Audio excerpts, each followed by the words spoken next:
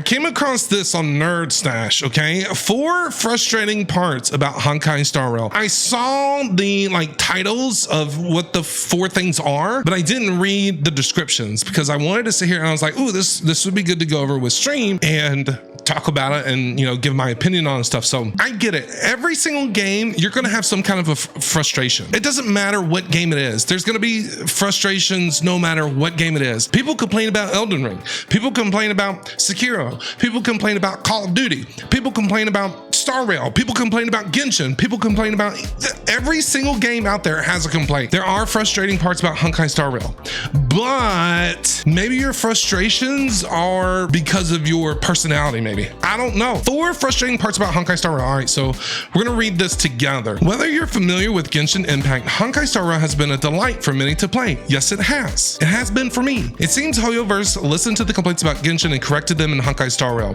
For instance, hoyoverse has fine-tuned many menus, resource systems, and quests, making for an optimal playing experience.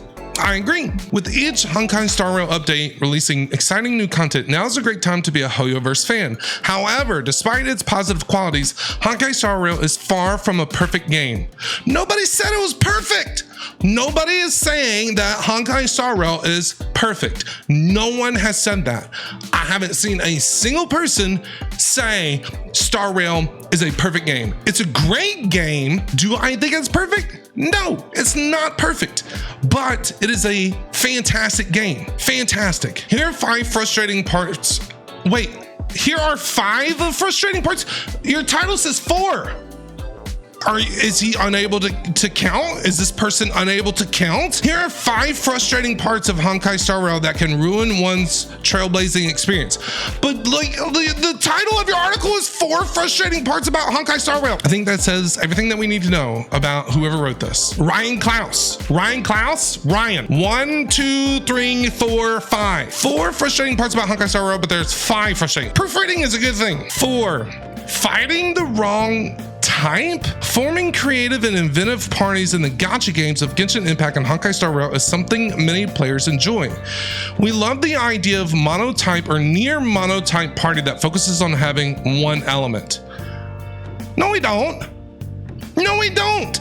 In my current party, I have fire, I have wind, I have lightning, Natasha, physical. I have 4 different types in my party. Well, I mean, I'm sure there are people out there that want to play with a monotype, like have all nihility or all lightning or all ice or all fire or whatever, but that's not how the game works. That's not what they want you to do.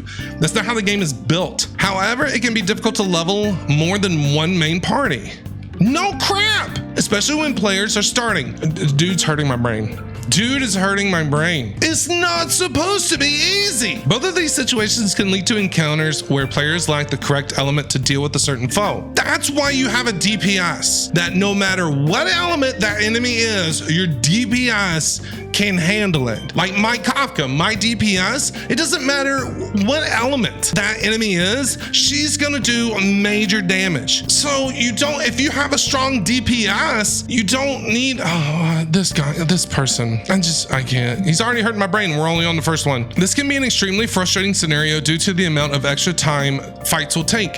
What do you want to do, guy? You want to just get into your fight and be like, okay, 2 seconds, we're done. Bye-bye, see you later. And then if you did that, you'd be complaining about how fast the fights are. You gotta be kidding me. You're complaining about how long it takes for a fight when your party doesn't have the element that is going towards that enemy's weakness? What? I have a feeling they might have played for about 5 minutes and said, no, not for me. And that's fine. Not every game is for you. When using the wrong type, players will no longer be able to break enemies and will only be able to slowly whittle away at them. No kidding.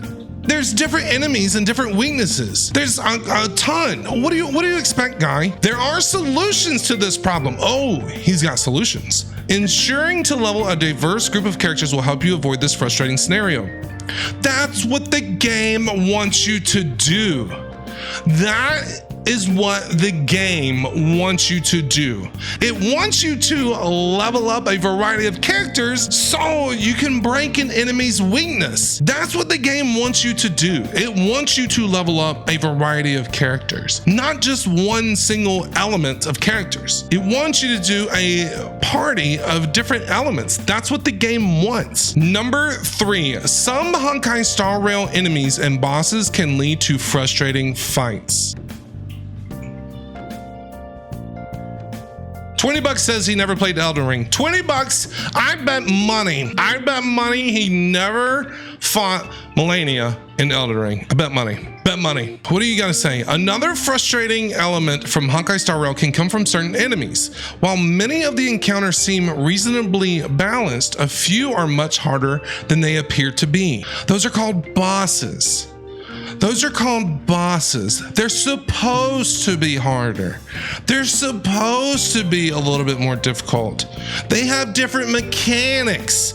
Bosses make you think. That's why it's a turn-based game. It makes you think about what you want to do next. This is just insane. Dude. One such enemy is the Automaton Grizzly found on Yorilo 6 in Honkai Star Rail. The Automaton Grizzly is an elite that boasts some powerful attacks and unique abilities. One of the most annoying abilities they use summons 2 automaton spiders. These units will explode if they're not destroyed in time, dealing huge damage. Another frustrating enemy, Svarog, is a boss. It's not supposed to be easy. Another frustrating enemy, Svarog, is a boss that can use a move that removes a character from combat.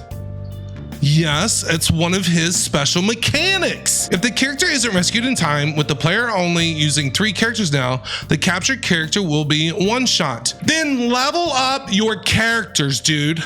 Level up your characters, ascend them. You don't go into these fights unprepared. If you're one of those players that just goes into a fight and you lose, and then you go into the fight and don't make any changes, and you lose, and you go into the fight and you don't make any changes and you lose, you're the reason why you're losing. You are the reason. Level up your characters. Get in better light cones. Level those up. Find better gear. Then go back and you will see that it's easier. Some people just want to power through the game and just be done with it.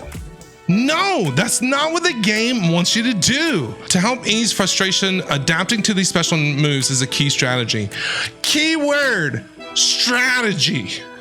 It is a turn-based game. It wants you to think about what your next move is. It wants you to strategize how you're going to defeat these enemies. It's not supposed to be a walk in the park. Number 2, unskippable dialogue can be a frustrating pace killer in Honkai Star Rail. What do you want to do? Do you not want to know the characters?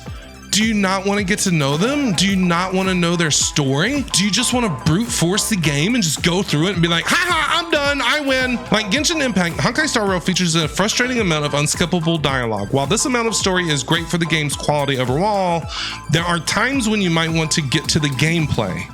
I understand that.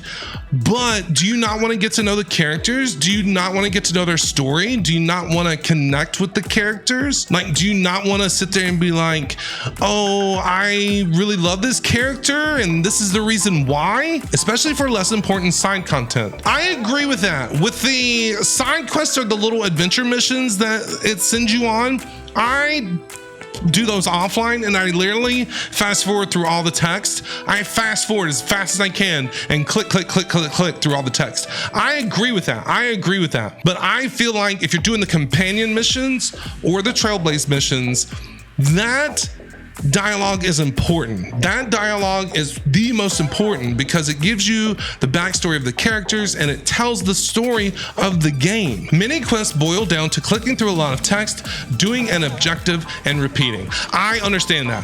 I get that. But on the companion missions and the Trailblaze missions, the dialogue is important. Much of your time playing Honkai Star Rail is more or less spent clicking through droves of dialogue. That's how you get the story. That's how you understand the story. That's how you learn about the characters. characters, man. If the game were to include a skip dialogue button, that might just be the perfect fix for fans who don't have enough time to sit through the story. So let me get this right. You don't want to sit through the story and you want to be able to skip all the dialogue in every single mission of Honkai Star Rail. If you did that, you would complain about how short the game is. Do you know what I'm saying? You would sit there and be like, God, the game's only 3 hours long. Either you would sit there and say, I wish it had unskippable dialogue, but then if it had unskippable dialogue, you would complain about how short the game is. I'm just saying.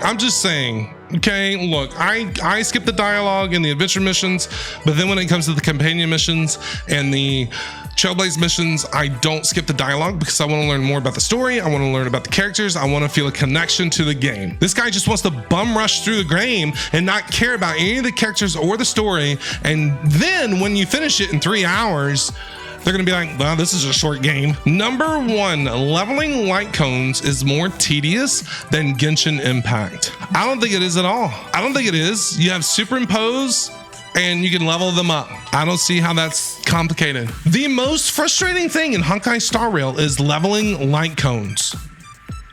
That is the most frustrating thing to you, guy? Leveling light cones is the most frustrating thing to you? What? In Honkai Star Rail, light cones function the same as weapons in Genshin Impact, right? However, whereas Genshin Impact has a different and arguably easier system to level weapons, leveling light cones in Honkai Star Rail functions like leveling characters. In Genshin Impact, obtaining material to level weapons is extremely easy. Okay, are you saying that this is hard? Are you saying that the game is too hard? I think they're saying that the game is too hard for them. It's not difficult. It's not difficult to do. Leveling light cones is not that hard. Overall, in Genshin, you never really need to spend your daily resin to get weapon crystals. For a Honkai Star Rail, on the other hand, assignments only provide a small amount of the light cone level up material. This means that to fully level up your light cones, you will need to spend a good chunk of Trailblaze power. Yes, you do. The game wants you to continue to come back. The game wants you to continue to log in every single day, consume your Trailblaze power to get the items that you need to level up characters, to get relics, to level up your light cones. That is the point. That is the point of the game. They want you to log in every single day and use your Trailblaze power to get the items you need so you can build your team. If it was easy, everyone would do it. This means that to fully level up your light cones, you will need to spend a good chunk of Trailblaze power. Right. Although this change may seem small, even tiny details can create large frustrations in Honkai Star Rail. Look, it makes you decide what you want to prioritize, where you want to spend your Trailblaze power, okay? You have 180, about to get 240 in 1.3. It makes you prioritize where you want to spend that Trailblaze power. You have to have a goal in mind. Every day when you log into Honkai Star Rail, what is your goal for this day?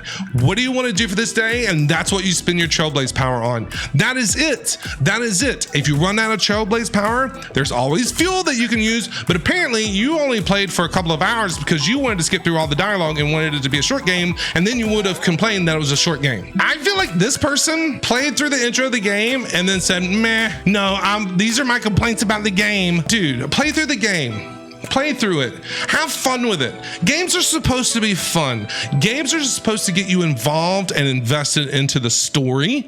Games are supposed to get you involved and invested into the characters. I'm not saying Honkai is for everyone because it's not, but I feel like your frustrations are a little, what's the word that I'm looking for? Crap. I just feel like if this person took the time to go through the game, learned about the characters, learned about the mechanics, instead of just trying to brute force it, because I feel like that's what this person was trying to do, they would enjoy the game a little bit better.